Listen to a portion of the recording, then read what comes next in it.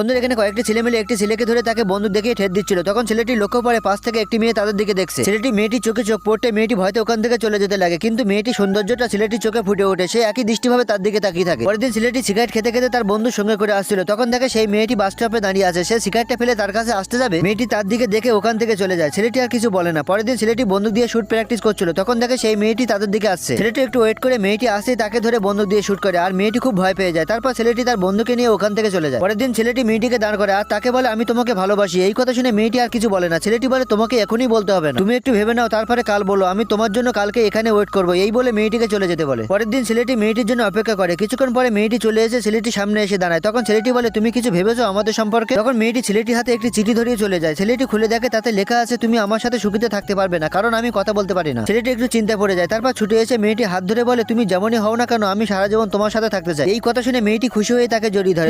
বন্ধুরা এখানে কয়েকটি ছেলে